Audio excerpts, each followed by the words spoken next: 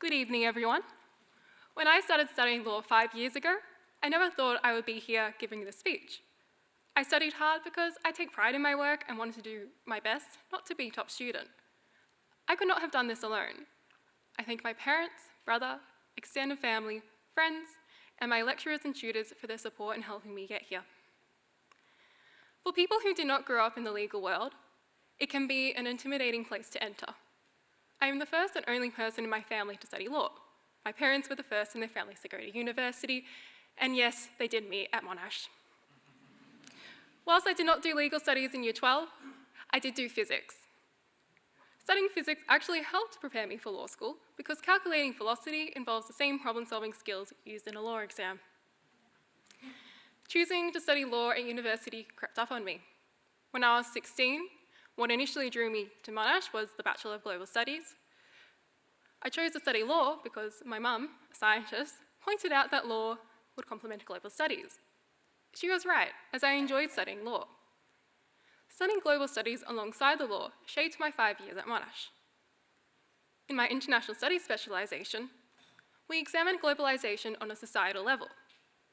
In my second year, I studied one unit, post-conflict, that, unknowingly at the time, laid the foundations for my love of law reform, my favourite area of the law. In post-conflict, we examined how societies heal after conflict.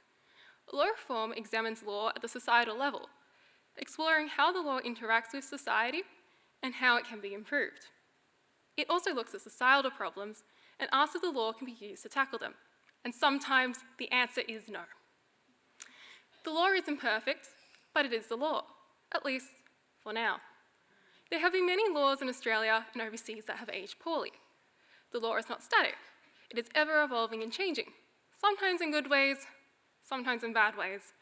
Progress is far from linear. My passion for law reform solidified in my fourth year. I always enjoyed legal research, which is an essential aspect of law reform.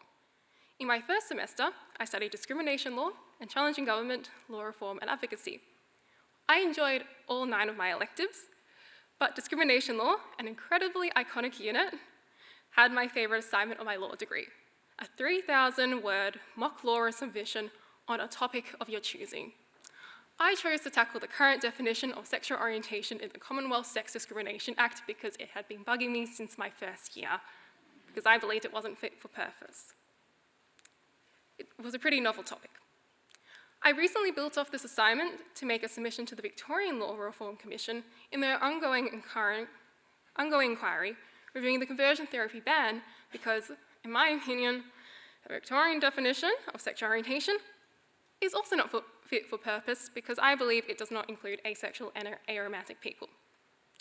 I would like to thank Liam Elphick for running such an engaging, unique, and important unit.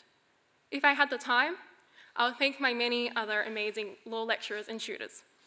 A few honourable mentions for Jerry Natskam, who consistently depressed and entertained me through climate change law classes, even at 7 p.m. on a Monday, and Sharon Roderick, who made property law engaging and introduced me to sub judice contempt and media law, an incredibly fascinating area.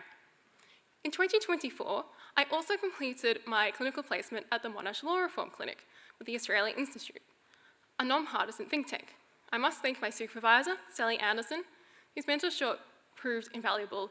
It was a really transformative experience to actually know that the legal research I was doing could be used to be built off for policy submissions by the Australian Institute. I believe that thoroughly researched law reform is crucial for society. I think that the law reform commissions should be better funded so they can do more than one really well done report a year. Far too often, I see important issues neglected by governments until it is too late, such as financial compensation for members of the stolen generations, being more than 2 decades after the Bring Them Home report was published in 1997, unless you're Tasmania, who actually did do financial compensation in 1997, so congrats to Tasmania, or reactionary policymaking that ultimately fails to address the root systemic problem of an issue and indeed exacerbates the problem, such as the recent retoughening of bail law in Victoria. In the past 3 years, I wrote an essay for criminal law saying that we should reform bail laws. They reform bail laws, and then they roll back the reform. So that was really fun for me to witness through ads advertising why toughening our bail laws was such a great thing. The law should never be considered infallible or neutral. It can be a powerful tool, but only when carefully drafted and properly enforced. Law reform, particularly law reform, that relies heavily on community consultation, such as ours does, is crucial for ensuring that the law functions for the good of society, not for the good of a few. Thank you.